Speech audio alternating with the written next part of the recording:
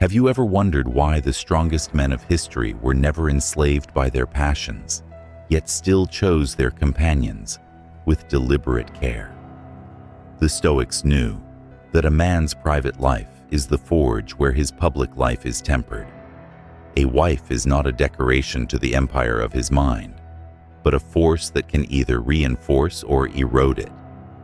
To choose wrongly is to live in a house full of storms, where peace is a stranger. To choose wisely is to dwell with one whose presence steadies the soul. The Stoic does not search for pleasure alone, nor for beauty that fades with the turning of seasons. He seeks alignment with reason, with character, with a shared vision of life that endures beyond the body's youth. The archetypal man who lives by the Stoic code is not swayed by surface charms. He has trained his gaze to pierce the veil of appearances, seeing instead the deeper architecture of a woman's soul. To him, every smile hides a philosophy, every gesture reveals a moral compass, every silence speaks of the shadows within. And he asks, does she amplify the discipline I strive for, or does she awaken the chaos I must forever tame? This is not romance as culture sells it, intoxicating, careless, ephemeral. This is the eternal weighing of balance between two forces of being.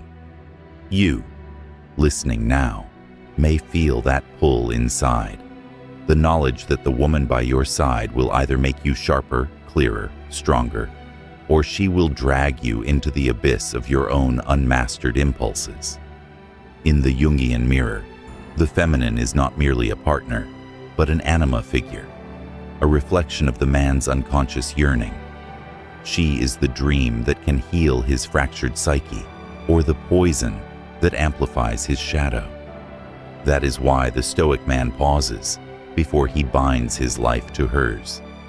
He understands that marriage is not simply the joining of bodies, but the intertwining of destinies.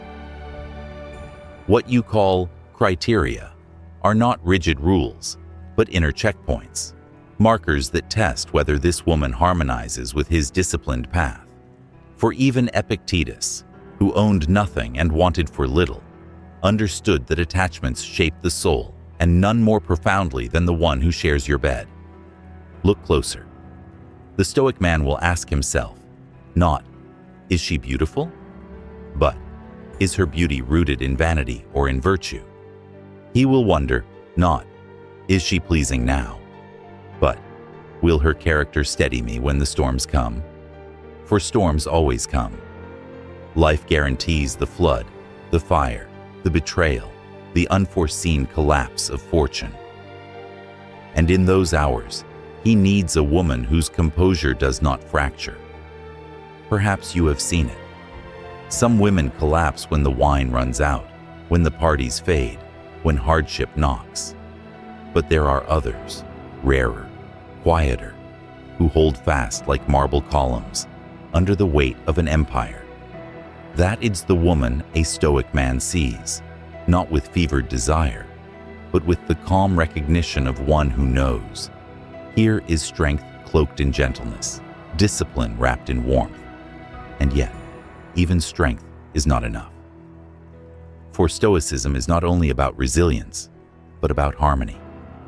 The man who governs himself is wary of a woman who cannot govern her tongue, her impulses, her hunger for attention. He has seen men undone by wives who needed the world's applause more than they needed their husband's peace.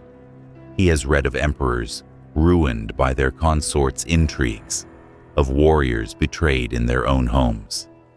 And he whispers to himself the words of Marcus Aurelius, "The things you think about determine the quality of your mind." Does she think about honor, about service, about truth? Or does her mind rest only on envy, gossip, and spectacle? For a man who seeks serenity, the wrong companion is not merely inconvenient, she is destructive. Now imagine for a moment that this man is you. Imagine you are standing before a woman whose beauty blinds others, whose laughter commands a room, but beneath the surface you feel the subtle pull of disorder, her need for drama, her disdain for silence, her restless hunger for validation. Do you bind yourself to her, thinking you will endure it? Or do you walk away, knowing that your peace is priceless? This is the fork in the road every Stoic man faces. Most men surrender. They believe beauty will outweigh chaos, passion will conquer instability, lust will justify betrayal. But the Stoic knows better. He would rather stand alone in his discipline than share a bed with dissonance. For to the man who has mastered himself, solitude is not loneliness, it is strength. And so, the first measure of a wife is not in her face or her form, but in her alignment with order, her reverence for reason, her capacity to live not as a storm, but as a harbor. This is the beginning of wisdom in choosing. To know that love is not meant to enslave you to impulses, but to anchor you in virtue. When a man forgets this, he becomes a slave not only to her, but to his own unchecked desire. But when he remembers, he becomes sovereign, even in the act of choosing. And sovereignty in love is the rarest power of all. The Stoic man knows that once the soul recognizes order, the next question is loyalty. Not loyalty spoken in words or dramatized in gestures, but loyalty embodied in action when no one is watching. For he has seen how men lose their empires, not on the battlefield, but in the whispers of betrayal at home. A wife's loyalty is the silent fortress of his life. Without it, every victory is hollow, every crown poisoned. The disciplined man does not crave flattery, he craves truth. And he knows that truth and loyalty are inseparable. A woman who bends reality to her whims cannot be trusted to guard the sacred trust of marriage. Yet loyalty, in the Stoic sense, is not submission.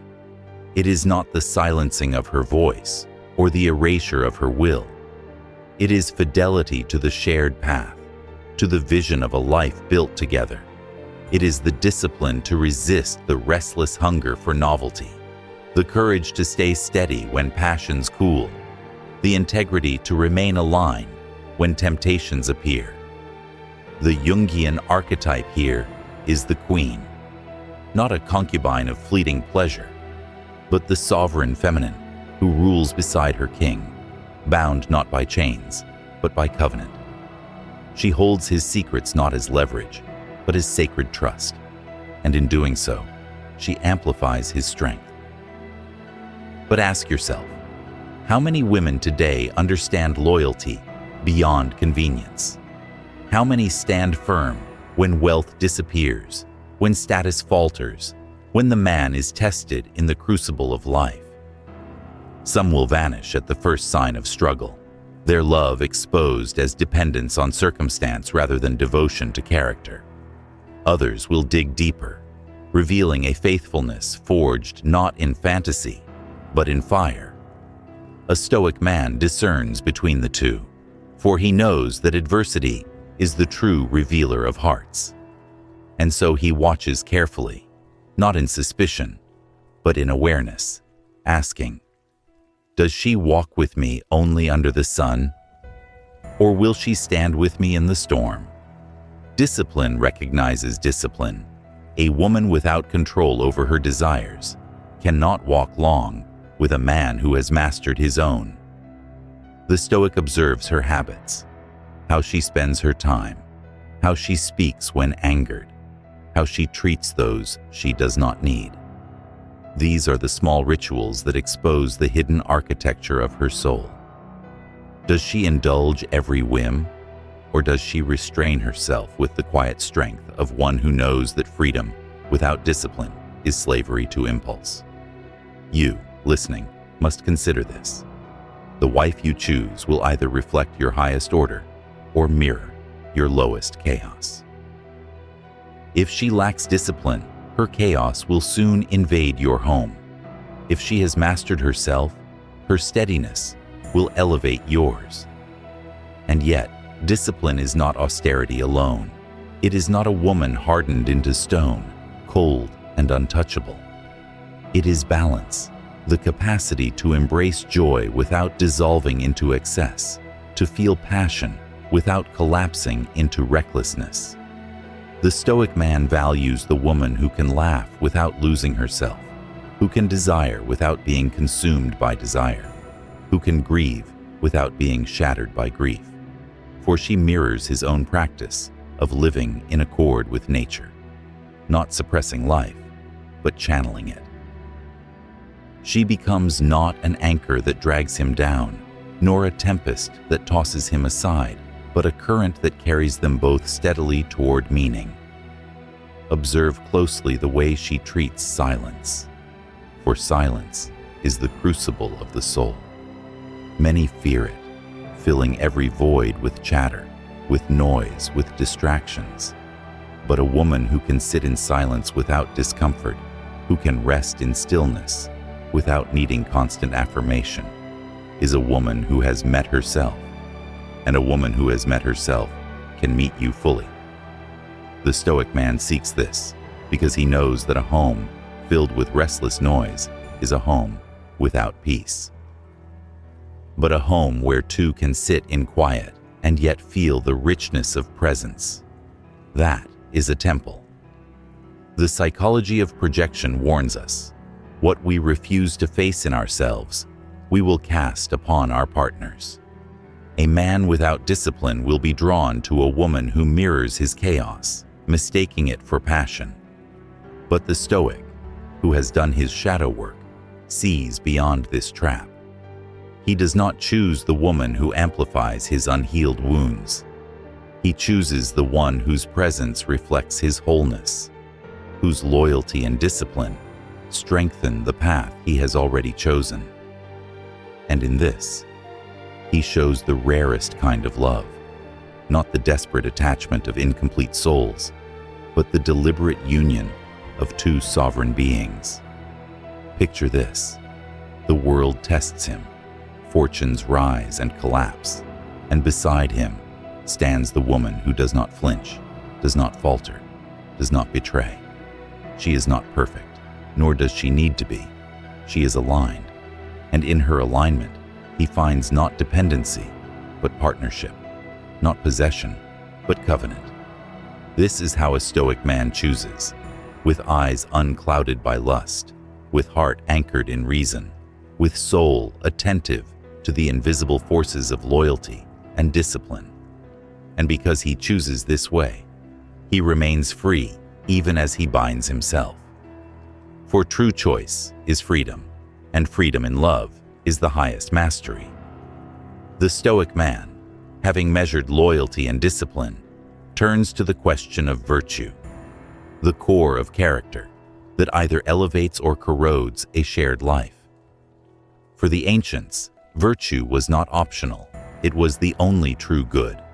Wealth, status, and beauty could be stripped away by fortune in a single breath, but virtue could not be stolen.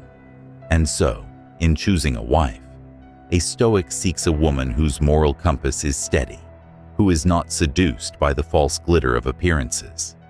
Virtue in her is not the mask worn in public, but the unseen choice made in private, the way she treats the vulnerable, the honesty she upholds when lies would be easier, the dignity with which she bears her own faults. Jung reminds us that in every union, the shadow waits. If a man's shadow is arrogance, he may be drawn to a woman who enables his pride. If his shadow is weakness, he may be drawn to one who dominates him, mistaking her control for love. But when a man has faced his own darkness, he seeks not a mirror of his flaws, but a partner in virtue. The virtuous woman is not flawless. She, too, carries shadows, but her willingness to confront them, to wrestle with her own inner world, rather than projecting it endlessly outward, makes her rare. And in that rarity lies the power to stand beside a Stoic man, without diminishing his path. Consider how many unions fail because one partner is addicted to blame. Every fault is shifted outward, every wound projected onto the other. The Stoic knows that this dynamic corrodes love faster than time. He looks instead for a woman who accepts responsibility, who can say, "This is mine to carry." Such a woman transforms conflict from destruction into growth, disagreement into deeper trust. In her presence, arguments do not spiral into chaos, but resolve into understanding, because virtue guides her more than pride. And with her, the man's own discipline is not wasted in constant defense. It finds space to breathe, to grow, to build. You may ask yourself, how often have you seen couples where one partner cannot be satisfied? Every gift is never enough. Every moment of peace interrupted by a craving for more. A woman without virtue is enslaved to endless appetite, and her hunger becomes the man's burden. But a virtuous woman carries gratitude like a flame, and gratitude transforms the smallest house into a palace. To a Stoic, gratitude is not sentiment. It is armor against envy, against despair, against the corrosive illusions of a restless world. When she embodies gratitude, she builds with him not a castle of sand, but a fortress of stone. And yet, virtue without wisdom is incomplete. A woman may be loyal, disciplined, even virtuous. But if she lacks the capacity to see truth, she may be swayed by illusions, by the winds of gossip, by the shallow doctrines of the crowd. The Stoic seeks not only moral strength, but clarity of vision. He observes how she speaks of others, how she interprets events, how she responds to adversity. Does she rush to judgment? Or does she pause and seek understanding? Does she feed on the noise of the world? Or does she cultivate inner stillness from which clarity rises? Wisdom in a wife is not intellectual pride. It is the humble ability to see without distortion, to discern what matters and what is vanity. Picture the image. A man returns home from battle, not literal war, but the endless struggles of work, ambition, society's demands. He enters weary, searching for refuge. What greets him? A woman whose wisdom diffuses chaos instead of amplifying it. Her presence restores order rather than depleting it. In her, he finds not only companionship, but counsel. Not only passion, but perspective. This is why Marcus Aurelius wrote not of grandeur, but of simplicity, of truth, of reason, guiding every step. For a Stoic man, the woman he chooses must be capable of standing as both companion and mirror, grounding him in clarity when the world seeks to confuse. But there is more. The Stoic does not deny the reality of eros, of passion, of the human need for intimacy. Yet even here, he seeks alignment. For passion without depth burns quickly, consuming both souls in its fire. Passion bound to virtue, however, becomes the fire that warms a lifetime. This is not the fever of a fleeting encounter. It is the steady flame of intimacy rooted in trust, respect, and alignment of values. The Stoic man asks not whether she excites him today, but whether her soul will still ignite his after decades of storms and triumphs.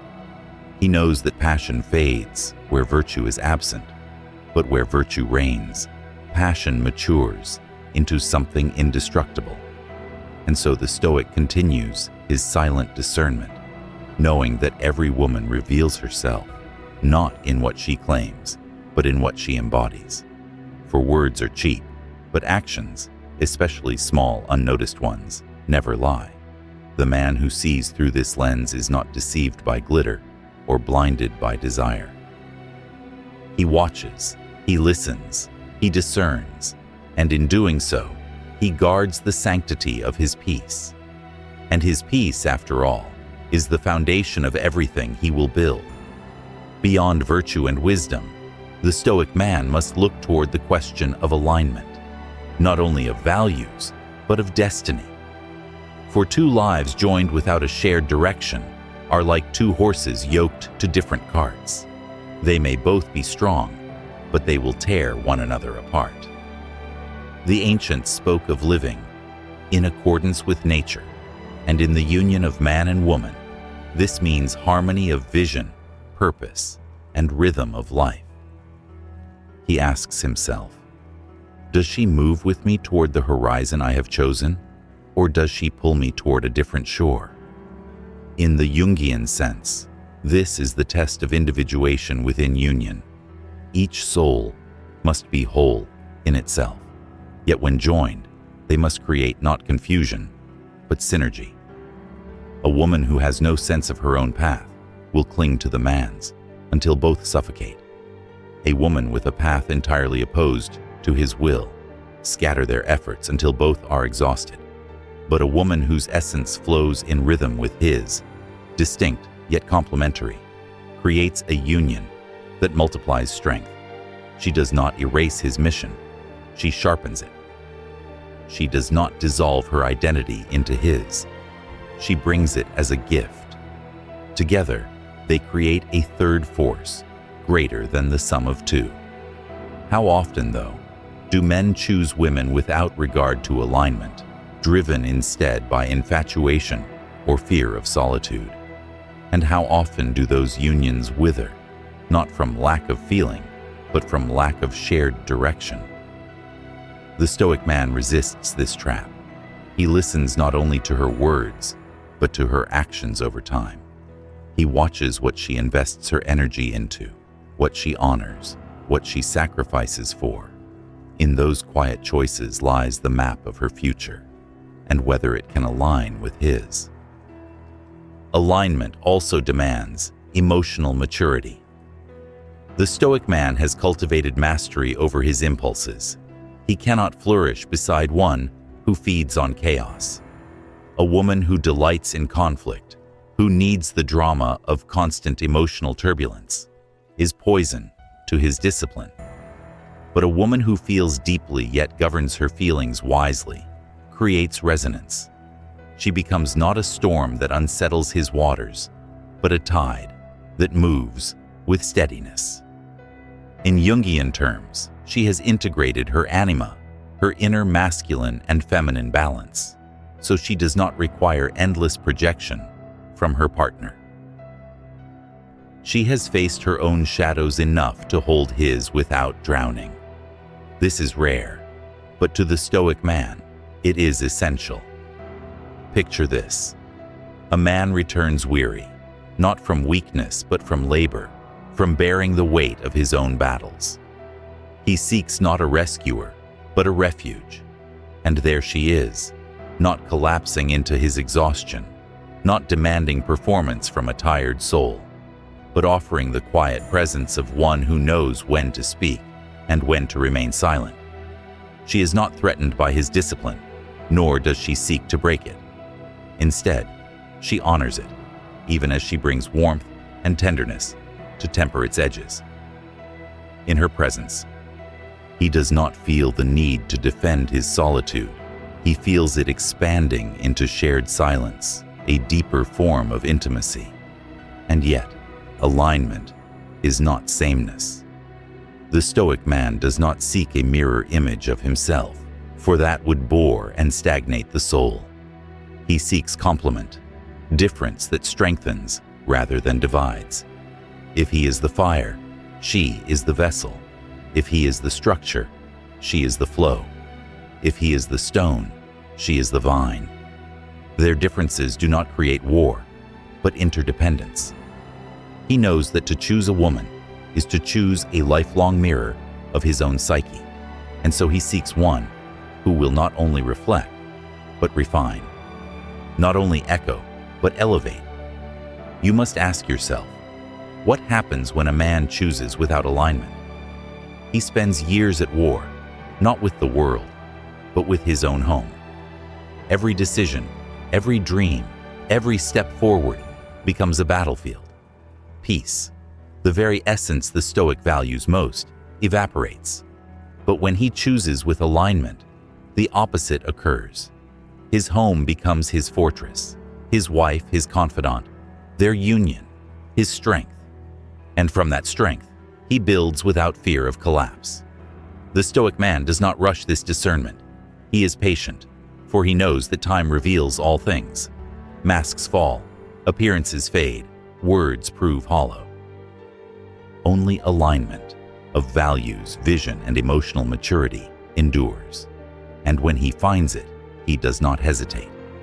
For he knows that in this union lies not only companionship, but destiny fulfilled.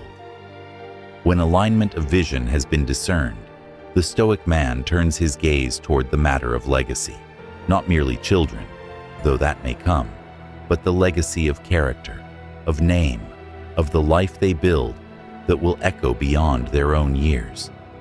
For what is a wife, if not the one who will either honor or stain his lineage?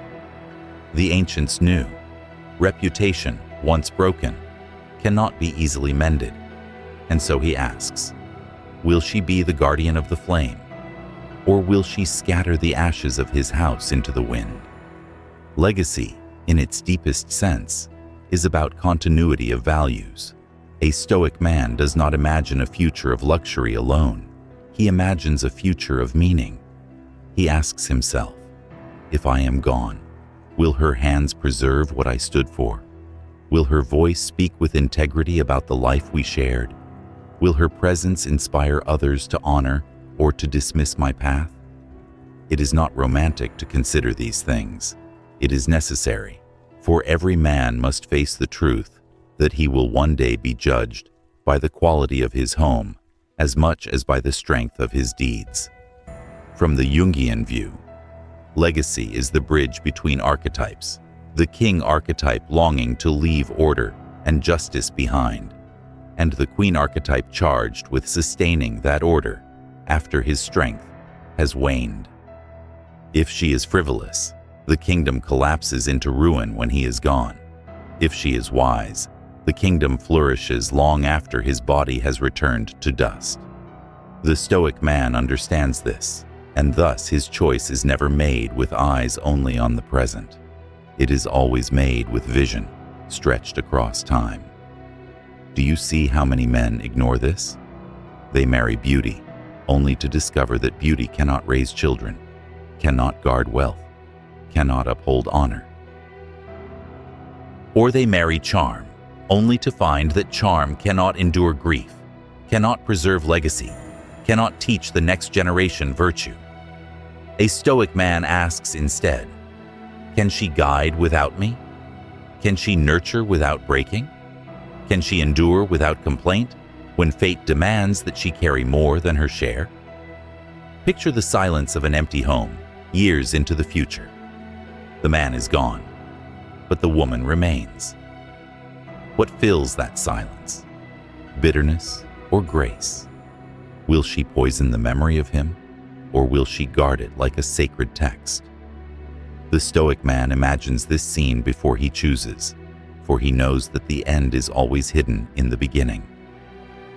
To bind his life to hers is to entrust his legacy into her hands. And legacy does not only mean the future, it means the present rhythm of the home. For the Stoic man knows that his inner fortress is not only the walls of his mind, but the atmosphere of his dwelling. A wife who cultivates chaos in the home destroys his refuge. A wife who cultivates order, simplicity, and dignity creates a sanctuary.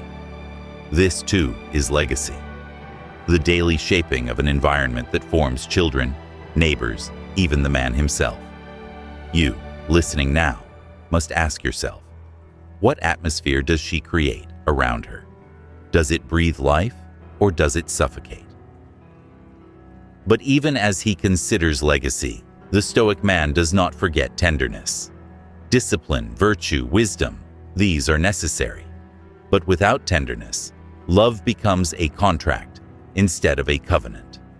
Tenderness is not weakness. It is strength in its most refined form. It is the ability to soothe without surrendering truth, to comfort without collapsing into sentimentality, to embrace without losing form. A woman without tenderness hardens the home into cold ritual. A woman with tenderness infuses discipline with humanity. The Stoic man, disciplined though he is, needs a wife who brings not chaos, but warmth, not disorder, but gentleness. Tenderness, when rooted in virtue, becomes the balm that sustains a marriage not for years, but for lifetimes. Imagine the balance. She is loyal, disciplined, virtuous, aligned with his vision, guardian of his legacy. Yet she is also tender, knowing when to offer silence and when to offer touch, when to speak truth and when to simply stand by his side. In such a woman, the Stoic finds not only a partner, but a refuge, not only a companion, but a mirror of his highest ideals. She becomes proof that strength and gentleness are not enemies, but allies, that discipline and warmth can coexist without contradiction. And so the Stoic man continues his silent discernment, knowing that every choice will echo into eternity. For marriage is not merely about two lives joined. It is about the shaping of souls, the weaving of legacies, the forging of a fortress against time. He chooses carefully, for he knows that to choose wrongly is to invite ruin into his very sanctuary. But to choose rightly is to align with destiny itself. And at last, when all has been weighed, loyalty, discipline, virtue, wisdom, alignment, legacy, and tenderness, the Stoic man rests on the final truth: freedom. For what use is a wife who binds a man with chains of insecurity, who makes him beg for her affection, who feeds on his dependence? The Stoic man, sovereign in his own soul, cannot kneel before such a cage. He knows that the highest union is not possession, but choice. The daily choosing of one another without coercion, without desperation, without fear of abandonment. Freedom within union is paradoxical, yet essential. Two sovereign beings, whole in themselves, come together not out of need, but out of deliberate will.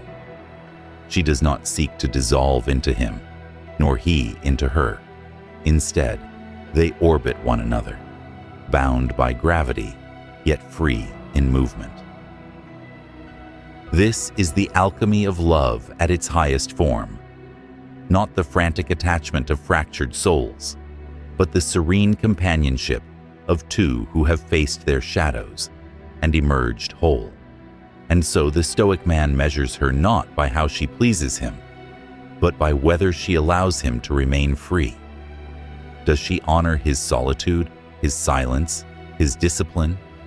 Or does she demand endless proof, endless performance, endless sacrifice of his essence to soothe her insecurities? A woman who requires chains will one day resent the man who forges them.